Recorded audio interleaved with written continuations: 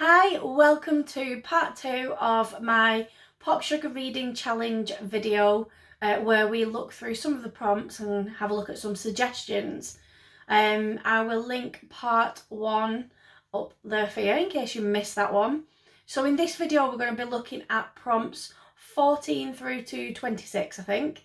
And yeah, let's just crack on. So prompt 14 is a book that is set mostly or entirely in a restaurant, and this is one that I am struggling with initially, and I think I may struggle with as the year goes on. It tends to lend itself to chick lit, this prompt, and I don't read a lot of that, and so I'm really really not sure what I'm going to be reading for this. However, I've had a look at some of the suggestions that other people have put out there, and also there's definitely one that I can remember, and that is With the Fire on High by Elizabeth Acevedo. This follows a teenage girl called Emily. She is not only a high school senior, but she's also a mum of, I think her daughter is 2 in the book. And Emily is kind of not really expected to have many ambitions or to go anywhere with her life, really, because she's got a child and she's supporting her abuela. But Emily dreams of being a famous chef, and she joins this kind of cooking class. And the class, at the end of the year, they get to go on a trip to Europe to have cooking lessons with some famous chefs in Europe. And this is all that Emily wants. And it's about the kind of struggle of juggling kind of like teenage ambitions or career ambitions and options and opportunities with being a full-time carer and or a mum. And it was a good book. It just wasn't for me. I know there's people who absolutely adored this book, raved on and on about it. So I have no doubts that the book itself is good. I think it's just that I'm not the correct audience for that book, but it would perfectly fit this prompt. And then another one that doesn't really appeal to me, but everyone kind of goes on about it, is Tweet Cute by Emma Lord. This book was everywhere at one point. Everybody was going on about it. Tweet Cute is about 2 teenagers who are managing social media accounts for different restaurant type, fast foody type places within their town. And one of those steals the secret recipe for grilled cheese off the other company, and then they get into this like horrendous Twitter war that goes totally viral. But aside from that, the 2 people are chatting on like an online anonymous chat app, and they end up falling for each other. So it's like a proper like rom-com enemies to lovers type situation. And again, that apparently is a fantastic book. And then the third book that I thought I'd mention that is another book that I see everywhere, and that's Fried Green Tomatoes at the Whistle Stop Cafe by Fanny Flagg. This is, I guess it's fast becoming a classic, really. It's set in the 80s, but it's an elderly woman in the 80s telling somebody else about her life back in the 30s and all the kinds of things that she got up to, and falling in love and meeting people and things like that. It's not my thing, so that is literally all I know about it. But yeah, this is another one that is set mostly in a restaurant, so it would be perfect for that prompt. Prompt 15 is a book with a black and white cover. I'm not going to go through these. There's hundreds of thousands of them out there. I will put a few up here somewhere just to show you, give some ideas. What I will say is that there seems to be debates on the Facebook groups about, does it have to be just exactly black and white, or could there be a touch of colour in there? For example, could it be a completely black and white image type cover, with said red writing, or, you know, almost totally black and white but with a gold star on it or whatever. And I would say whatever you feel comfortable with, you go with that. It doesn't matter. Prompt 16 is to read a book by an indigenous author. There have been many discussions so far on the definition of indigenous and whether it just means the indigenous Aboriginal people of North America, or whether it would be indigenous people of any country, as long as they were the first people in that country. And I guess, again, it's one of them where it's like, you do what you feel comfortable with. However, the ones that I am going to speak about are the Aboriginal indigenous people from North America.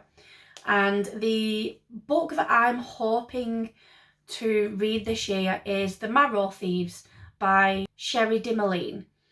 I've had this on my TBR for well over a year now. This is a book that I was first made aware of by Kayla on Books and Lala, and it's kind of set in a futuristic time where, because of global warming, people have somehow lost the ability to dream, and because they're not able to dream, it then creates madness.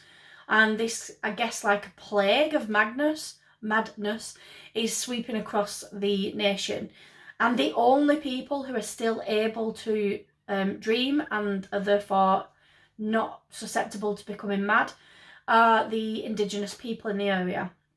And so this ability to dream seems to be in the marrow, and they then become targeted, hunted and harvested for their marrow.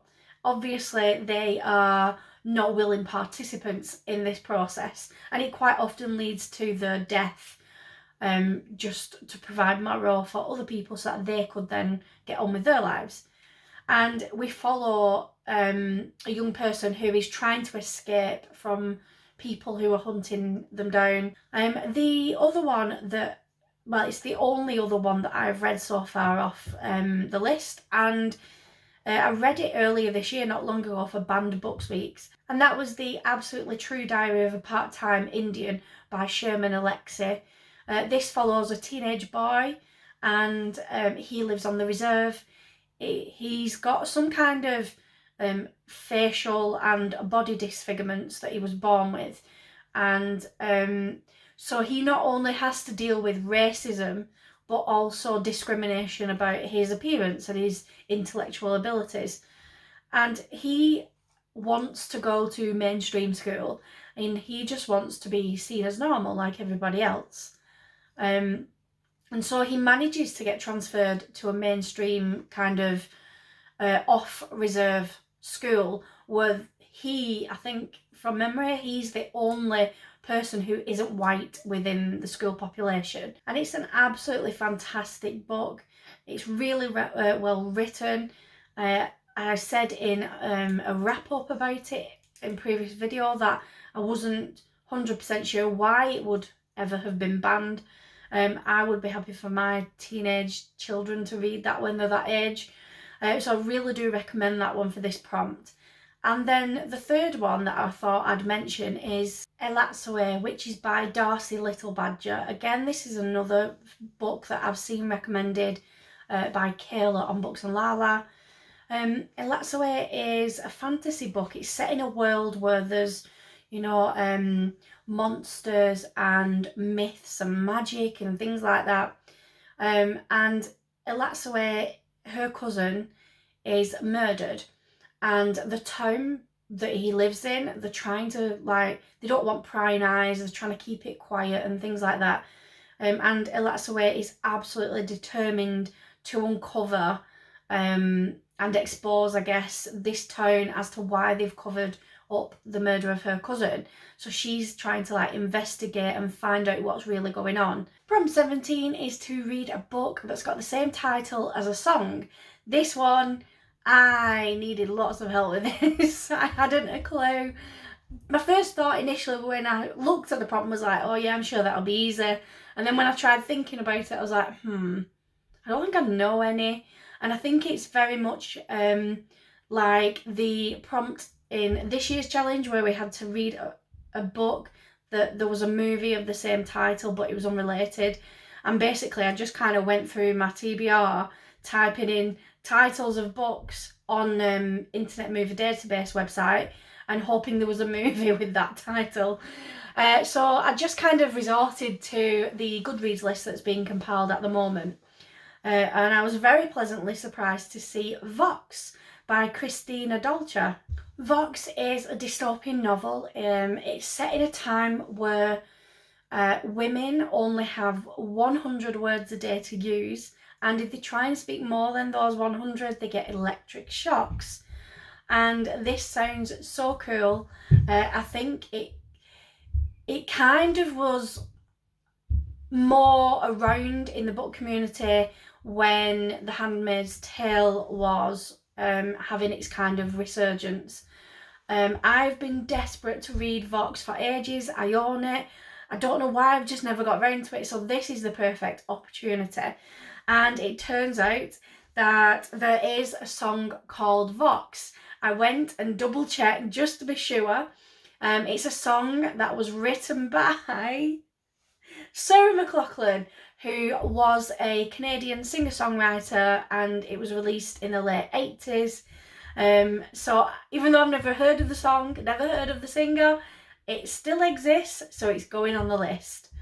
The next one I'm going to tell you about is Carry On by Rainbow Rowell, and this is a book I absolutely adored. This book, I haven't read Fangirl, which Carry On is like a spin-off, but Carry On can, and its sequel Wayward Son, can be read without reading Fangirl.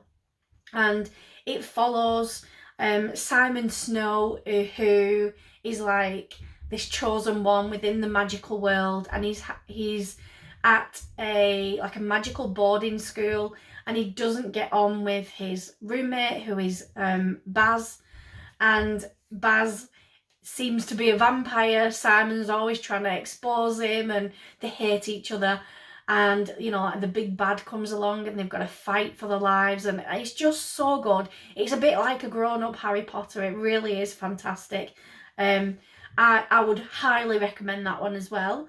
And then there is a book called The Chain by Adrian McKinty. This is a thriller book, and it kind of, the story is that a woman has her daughter kidnapped.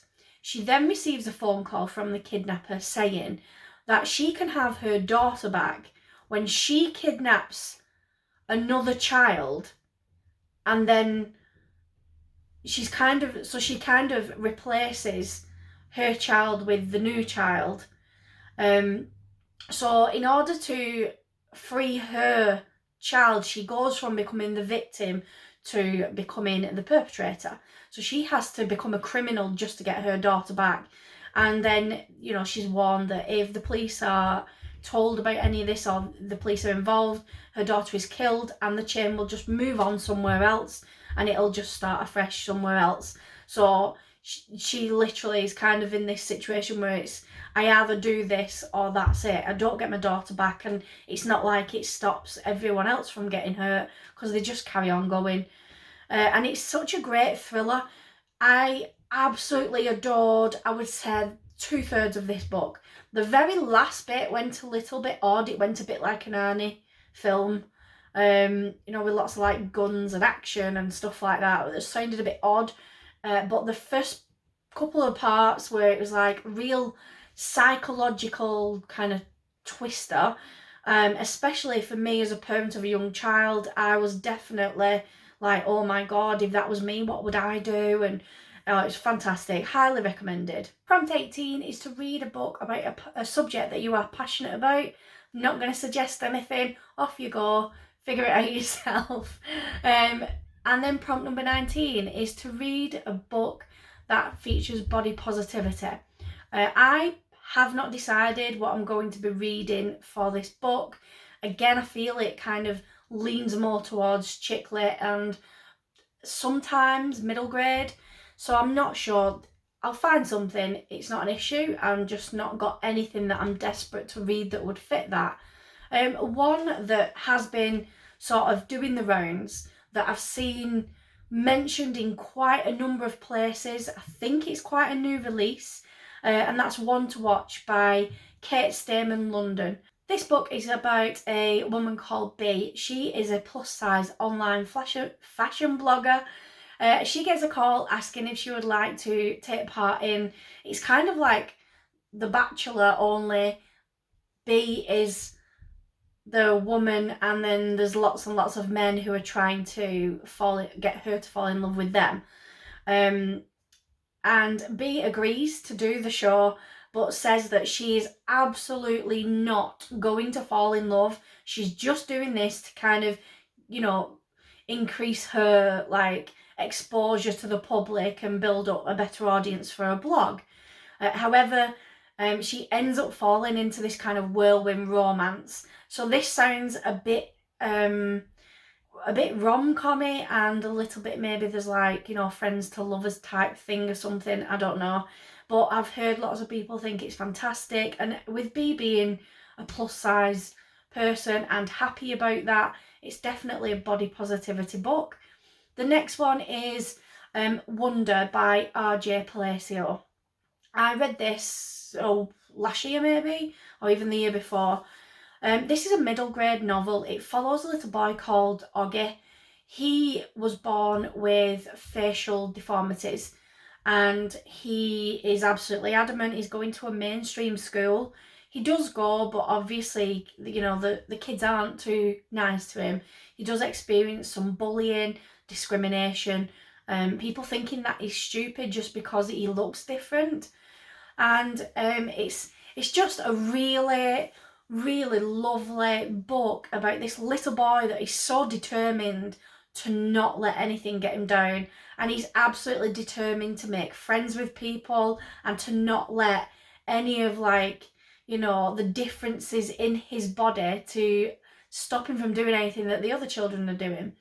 It's got a fantastic ending. It made me cry like a baby. It's such a good book and it's a really easy, quick read. Definitely recommended. And then the third book is Sitting Pretty by Rebecca Tausig. This is a memoir about a girl who was born paralysed, and she grew up in the 90s and the early 2000s. And at that time, I guess, you know, body positivity and issues around disability awareness were just, you know, they were like really low, and people were still quite discriminatory without, I guess sometimes without even realising that they were being. Rebecca's ended up becoming a disability advocate. She's also quite active on social media, so lots of people may have heard of her through that, and she does a fantastic job of raising awareness and helping to stamp out stigma that still kind of surrounds some disabilities. Prompt 20 is to read a book that's on the BLM Reading List. I was not sure if there was an actual Black Lives Matters reading list somewhere out there, like an official list, or if it just meant books that are recommended by Black people to support Black Lives Matters. And I've kind of tried to research it and I still can't figure out which way it is. So I also think that I'm clearly not the best person to be telling you about books that support Black Lives Matter and why and how great they are and the issues they cover, because, you know, clearly it's not own voices. So I'm not going to tell you about any of those. There will be lots of lists and suggestions already online. I think people should do the research and try and find whatever book they feel comfortable with and that they feel applies most to them. Prompt 21 is a genre hybrid. This literally means a book that could be classed as different genres. It's not all definitely a thriller or all definitely horror or romance or whatever. It's a book that has elements of different genres in it.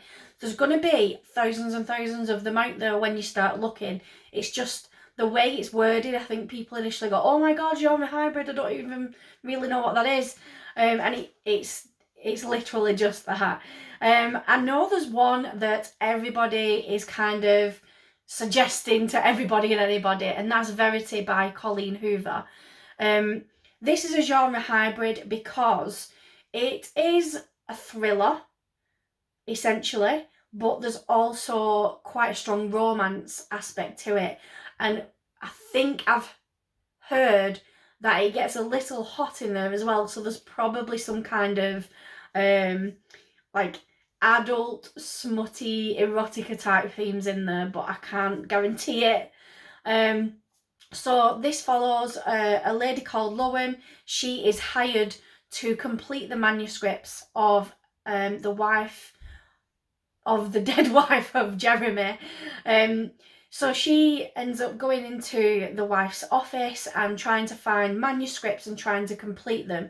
What she ends up finding is some kind of diary accounts of what really happened the day that the woman died. And so Lowen is kind of deciding to keep that information hidden from Jeremy. But then there's also like the difficulties of the fact that her feelings and his feelings for her are developing, and so there's like the romance aspect as well. And then I am not going to pass up an opportunity to recommend one of my favourite books to everybody, and I bet you won't believe it. You will not believe it that it's got zombies in it. It's Pride, Prejudice and Zombies. Fantastic book. This is a true, fantastic genre hybrid book. It's the story of Pride and Prejudice. Like, it's written in the type of language and it follows the story, but there's zombies thrown in as well, and it's just fantastic. I absolutely adored this. So it's obviously historical fiction and horror, so it really is a hybrid book. I can't recommend it enough. It's absolutely amazing. And then another zombie book I'm going to recommend for this one is Hollow Kingdom by Kira Jane Buxton. It's the Zompoc told from the point of view of a pet crow called Shit Turd. Shit Turd's owner, Big Jim, dies or becomes very unwell initially, and Shit Turd goes out into the world to try and get help for his owner. And it's just incredible. Like, there's all these zombies coming, and there's like this kind of like how it's affecting the animal world kind of thing, and the birds and the insects and all that. And then there's like this kind of undercurrent of some kind of fantasy going on, because it's kind of talking about how all the birds and the trees and the plants and the animals and everything are all connected, and it's quite spiritual, and it's just amazing. It's such a great book. I've never read anything with such a unique point of view before. It was so good. And it's absolutely hilarious in parts. I mean, I was laughing out loud and crying reading it. It's so good. Prompt 22 is a book that's set mostly or entirely outdoors. You could very easily go fiction or non-fiction with this prompt. There's some fantastic fiction books out there that cover this. I mean, even The Hunger Games is mostly set outdoors. That is a book that's everybody's heard about. I recently read one called The Last One by Alexandra Oliver, and it was sort of dubbed to be a little bit like The Hunger Games mixed with an apocalypse. What's happened is there's people or contestants from across the country have got together to do this kind of survival TV show. They're in this really remote area, and they get given all these tasks that they have to complete to be able to earn food for that day and things like that. But whilst they're kind of cut off from society in this remote area, the apocalypse starts happening because of a virus sweeping across the globe. and the contestants don't realise it. And it's a fantastic book. I really, really enjoyed it. It's such a great read. But there's also lots of non-fiction books that are fantastic for filling this prompt. I recently read Wild by Cheryl Strayed, and that is literally about her trekking across the Pacific Coastal Trail, I think it's called.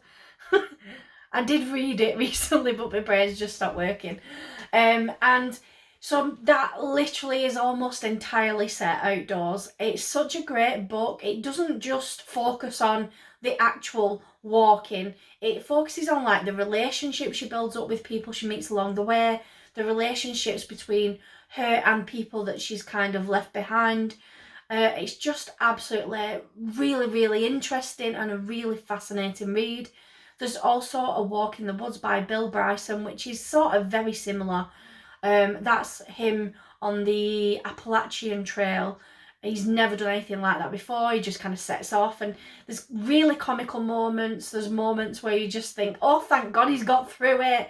It's a fantastic book. One that I really definitely want to mention for this prompt is a book that I read a few years back now. It's called 438 Days by Jonathan Franklin. Jonathan was the journalist who the story was told to.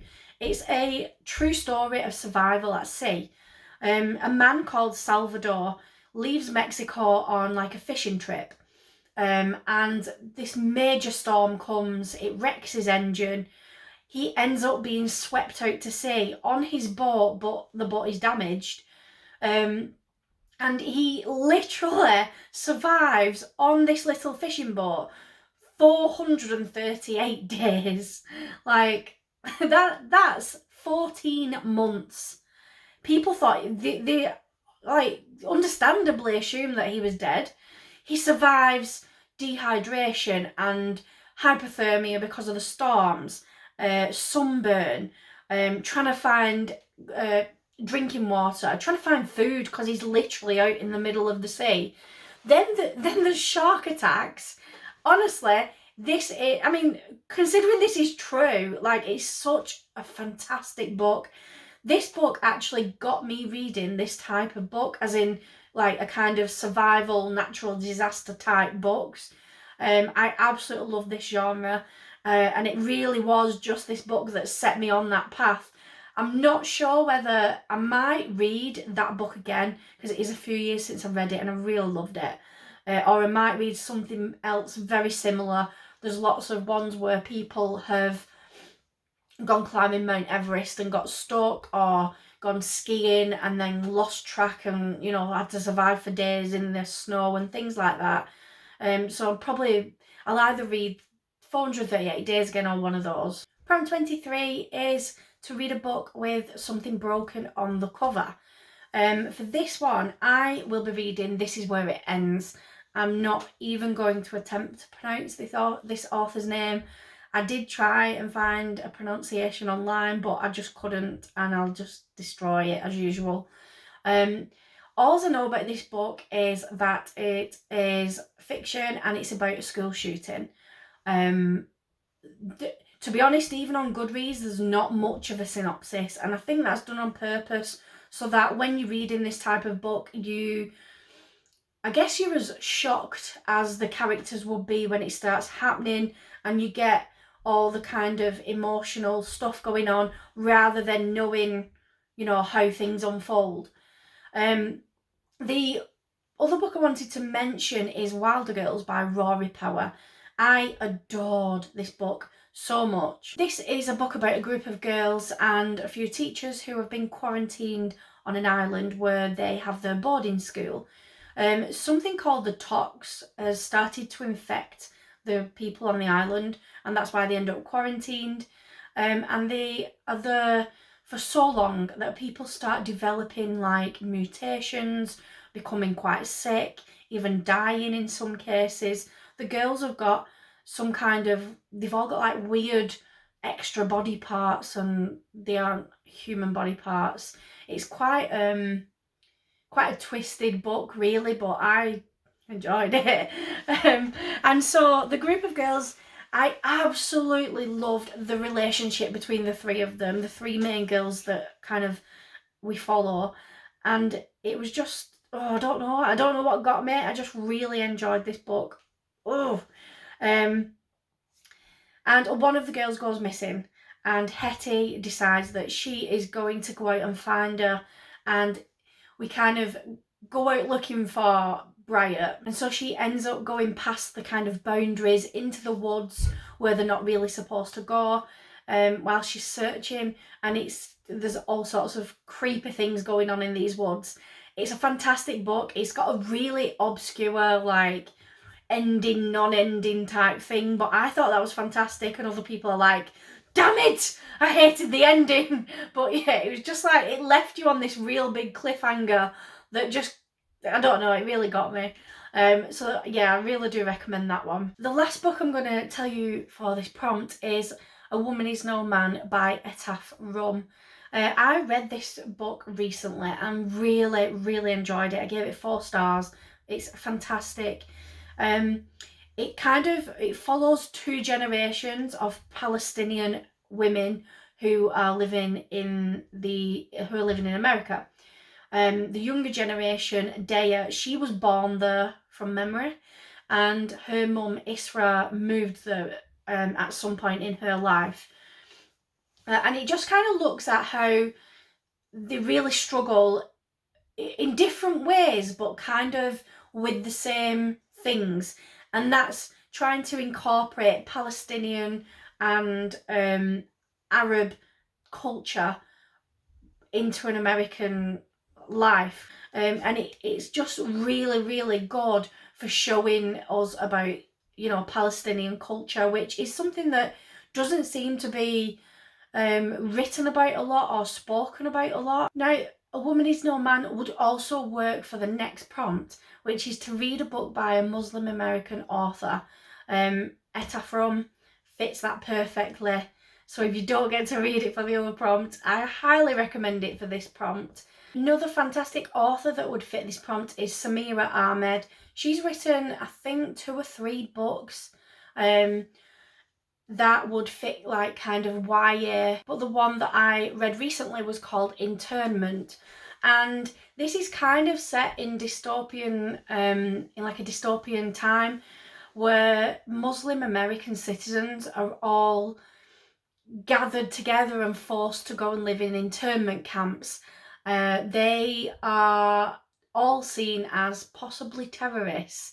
So this is a book, even though it's YA, it's got a very hard-hitting subject, and we follow Layla, who is a teenage girl. She's caught up in this because she is Muslim. Her family all get taken to an internment camp, and Layla decides she wants to try and fight for her freedom. It's a really, really great book. It's a really easy read. The book that I'm probably going to read for this prompt is Leave the World Behind by Ruman Alam. I think I've pronounced that right. I've read the synopsis of this a couple of times, and I'm still not 100% certain on what's going on. It's tagged as like a thriller. So you've got a young couple that have rented out a cabin in a really remote area, and whilst they're there, the black family that owns it, they turn up, and they say that, you know, all hell's broken loose. You know, the apocalypse is happening basically, and this young couple have got kind of, I guess, no way of checking this story out.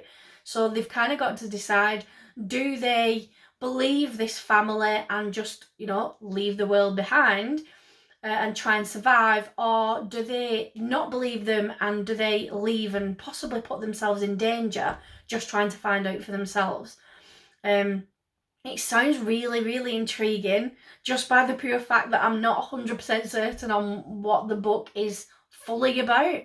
But yeah, I can't wait to actually read this one. Prompt 25, a book that was published anonymously. This is another one that there's been many, many debates about. Would you go for a book that was published anonymously or that's published with a pseudonym in the intention of maybe keeping the author anonymous? And I guess, again, it's whatever you feel comfortable with doing. I mean, there's not a massive amount of books to select from, really, unless you're going down the classical route. A lot of the classicals were published anonymously, and then it was many, many years later that we found out who the author was, or even in some cases we've never found out. I will probably be going down the kind of non-fiction memoir type route, where we've got things like The Secret GP, The Secret Barrister, things like that, and I'll probably read one of those. I think this is going to be the type of prompt where everybody's going to be watching and waiting to see what other people read. It reminds me a little bit of the Western prompt in this year's challenge, where you tended to get a couple of people who recommended a book, and then everybody then was like, yeah, I'll just read that because I don't know what else to read. And that feels like this one, where nobody's quite sure what to do, and it'll probably go off the random suggestions on the Facebook groups. The last prompt I'm going to talk to you about today is prompt number 26, which is to read a book with an oxymoron in the title.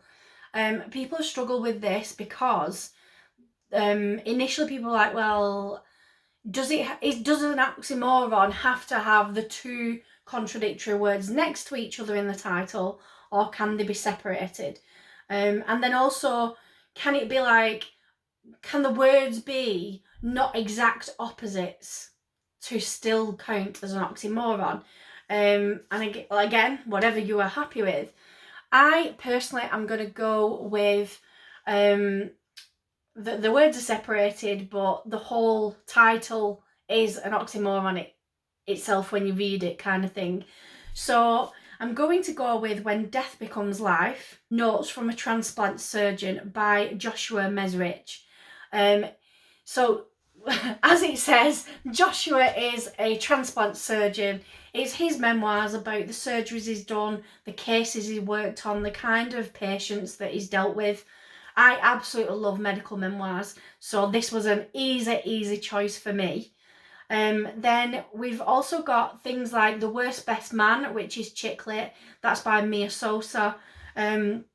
This is about enemies to lovers, and somebody who, you know, this man and woman who absolutely hate each other have to work together on a project. They end up falling for each other.